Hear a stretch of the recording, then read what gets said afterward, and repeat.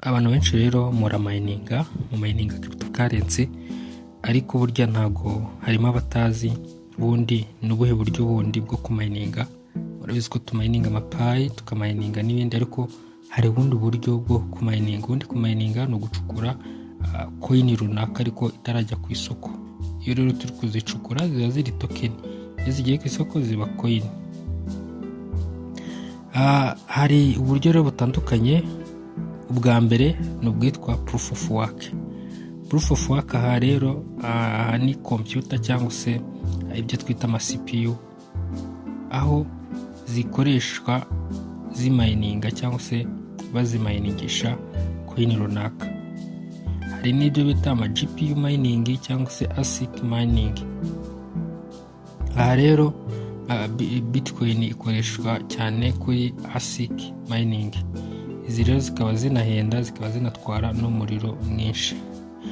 Ubundi buryo bwa kabiri ni ubwitwa cloud mining.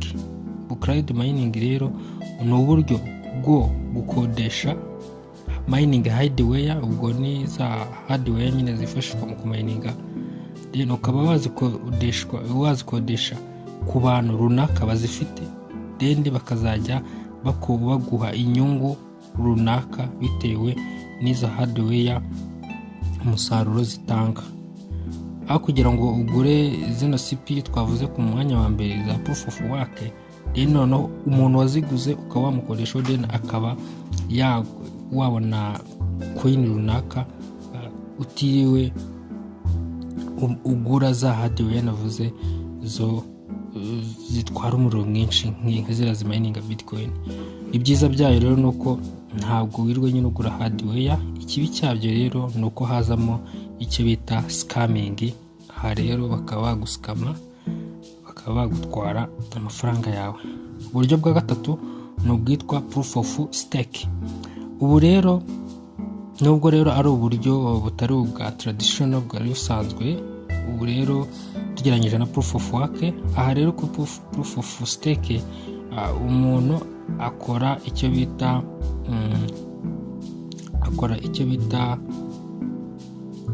lock crypto in a wallet, kugira ngo abe ya supporting network runaka. Aha hari iyo tuvuze stake, umuntu ashobora gufata asset ze, coin ze runaka, then bakaba bamwungukira.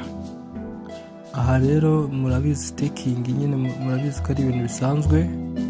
Aha rero umuntu nyine afata coin ze runaka bakaba bamwungukira. Hari ibyo bita delegated proof of stake, aho rero nyine holder afata coin ze runaka akaba bazimwungukiraho, n'ibyo bita liquidity staking. Uburyo bwa kane ni ibyo twita mining pools. Aha rero hazamo abantu benshi bishyira hamwe, bakaba basolvinga cyangwa se bakaba basolvinga blocks runaka, then bagahabwa igihembo kuri abo bantu. Iyi rero ni ya kane. Ya gatanu niyo twita solo mining. Aha rero naho umuntu ku giti cye rero cyangwa se akemura ikibazo cy'ama blocks, aho rero ashobora kuba yamayininga, ariko izamo risk cyane kubera ko ashobora kugira icyo bita potential high reward. Hari n'indi bita FPGA mining. Hakaza rero iyitwa mobile mining, ariyo abantu benshi mukoresha. Haza iyitwa mobile mining, ariyo abantu benshi mukoresha. Iyi mobile mining rero aha twifashisha telefone ngendanwa application, ikaba ari buri muntu wese ayibona kuko abantu benshi mutuzi smartphone.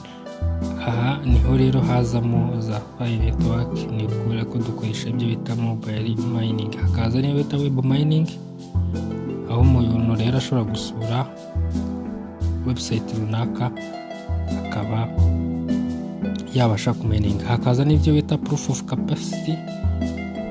Aha rero n'izindi zitwa ngo master modes, ni nyinshi cyane.